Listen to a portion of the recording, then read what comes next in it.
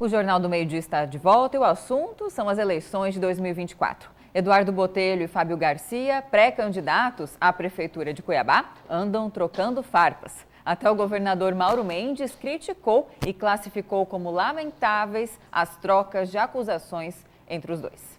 E é para falar sobre esse e outros assuntos que está aqui ao vivo no estúdio do Jornal do Meio-Dia o presidente da Assembleia Legislativa, deputado estadual pelo União Brasil, por enquanto, né? Eduardo Botelho. Boa tarde, presidente, e seja bem-vindo aqui ao Jornal do Meio-Dia.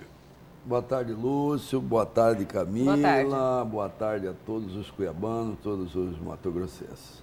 Presidente, o governador Mauro Mendes pediu, assim, um fair play, não é? Que é respeito, civilidade. Nessa troca de farpas aí, a crítica que o senhor fez, ela foi até comedida. Se a gente ilustrar, foi assim, uma cutucada na canela de Fábio Garcia. Mas ele voltou, respondeu, rebateu com bastante força, não é? Tipo assim, do pescoço para cima. Como é que o senhor interpreta essa troca de farpas aí? Isso significa o quê? Qual a leitura disso? Na verdade, não teve troca de farpas, Lúcio. Ele que interpretou dessa forma.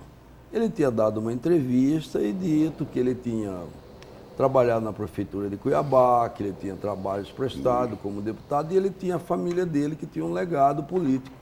Eu repeti parte só, infelizmente, na hora, talvez por eu tenha esquecido ou por entrevista ter sido rápido, eu só falei essa parte, que ele tinha o legado da família, eu não tinha. E aí ele interpretou isso como sendo uma provocação. Jamais eu faria isso, eu tenho o maior respeito por ele, para a família dele. Então não tem troca de farpa. Para mim o assunto está encerrado, eu não vou entrar nessa discussão. Não é a minha seara ficar fazendo crítica aos outros. Nunca fiz isso na minha vida política. É possível ainda ter acordo lá no União Brasil sobre a eleição de Cuiabá? Claro que é possível, está muito longe. As discussões vão ser feitas no ano que vem. Nós temos um tempo aí para cada um fazer o seu trabalho e chegar lá a gente fazer uma discussão. E é isso que o governador falou. O governador está certo. Nós vamos ter que fazer dessa forma. Eu tenho o maior respeito pelo Fábio, apoiei ele em 2 eleições. E não tem troca de farpa, não. Foi mal interpretado, só isso. Deputado, o senhor nega que tenha havido essa troca de farpas, mas na verdade a fala do deputado federal Fábio Garcia pode até ser interpretada como uma espécie de denúncia, né? Ele falou que o senhor está usando dinheiro público para sua pré-campanha, que tem um orçamento milionário, mais de 1.000 pessoas no seu gabinete, enfim, poderia configurar-se aí um crime contra a administração pública. O senhor vai tomar alguma medida em relação a isso, essa possível calúnia? Não. Tudo que a Assembleia faz é transparente. A Assembleia tem um portal transparência, tudo está lá. A Assembleia tem hoje algo em torno de 2.000 funcionários, entre gabinetes, comissões, está lá no portal. Não então ele faltou com a verdade ao fazer essas alegações? Não sei, ele que responda por isso, não é eu que vou responder. Eu só vou falar pela Assembleia. Tudo que a Assembleia faz está no portal. E, por sinal, a Assembleia foi considerada a 3ª Assembleia mais transparente do Brasil. Então está lá, pode olhar quem está nomeado, quem foi contratado, está tudo lá. Então não tem nada escondido, nada de ninguém, está tudo lá. Olha o portal, faça o que quiser fazer, é acompanhado pelo Ministério Público, pelo Tribunal de Contas, e está lá. Não tem nada fora do que está lá. Deputado, tem uma outra polêmica. Agora, se o pessoal da Assembleia gosta de mim, e a grande maioria, os efetivos que foram contratados, tudo, gostam do meu trabalho, estão reconhecendo isso, como muitos estão reconhecendo o trabalho do governador, paciência, é outra história. Deputado, uma outra polêmica aí, transporte zero do pescado. O senhor chegou até a recorrer à Bíblia, né, falando, olha, a pesca é algo bíblico. O que eu queria saber é o seguinte, o senhor aqui é da Baixada Cuiabana, com os ribeirinhos, o que é que o senhor está dizendo ou vai dizer para eles, porque na prática a pesca, como é feita hoje, acabou, né? Vai acabar a partir do ano que vem. Vai acabar, evidentemente, se o projeto for aprovado. Tem risco ainda de ele não ser aprovado? Não foi votado ainda, né, Lúcio? Sim. É aquela história, é igual a eleição. Enquanto não passa a eleição, você não sabe o resultado. E lá é uma votação também, normal. Tem deputados que mudam na hora. O senhor é contra esse projeto? Eu sou contra o projeto. Agora, o que eu tenho trabalhado dentro disso? Uma vez que existem números para aprovar, eu tenho conversado com os deputados que são favoráveis ao projeto não têm intenção de mudar, Camila. Então, que nós façamos melhorias nele, nós temos trabalhado para isso. E nisso eu sugeri que colocasse uma trava de 3 anos, para que no final de 3 anos, através do Observatório da Assembleia, faça algumas avaliações, como a necessidade de pagar mais 2 anos, ou a necessidade de encerrar, ou se não tiver dando resultado, que se encerre esse projeto. Então, colocamos lá o auxílio, que tinha que aumentar, o auxílio do jeito que foi mandado, com 50% no segundo ano, 25% no terceiro, era muito ruim, para passar isso para um salário mínimo.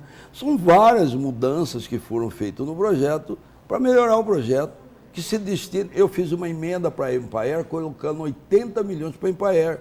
O governo vetou, mas depois a Assembleia derrubou o veto. Tem 80 milhões no orçamento, então que nós destinamos desse orçamento pelo menos 40 milhões para ser investido na cadeia da pesca, para atender os pescadores, para que eles possam fazer tanque, para que eles possam desenvolver a piscicultura.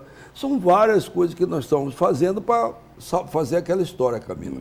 Que vá os anéis, mas fiquem os dedos, que nós possamos salvar a atividade pescadora. É isso que eu estou fazendo. Deputado, talvez então o melhor cenário para os pescadores, para manter essa atividade, como o senhor fez referência, é bíblica, seria o pagamento de 5 anos, um salário mínimo ao longo destes 5 anos, é o certo? mínimo Por ano. Que se pode fazer. Esse seria o desejo do senhor? Além dos outros investimentos. Sim, claro. Criar condições para eles fazer tanque, para eles produzir, criar condições para ele fazer para ele sobreviver, além do salário, ele ter outra atividade. Mas o Estado já deu alguma sinalização de que tem condições orçamentárias para isso? O governador falou que não pretende sustentar, nas palavras Mas tem dele, os condições, pescadores. nós temos dinheiro na Empaer, por exemplo, que está lá, esse dinheiro pode ser usado. Então tem condições. Pagamento de um salário por 5 anos. Não, além disso, Sim.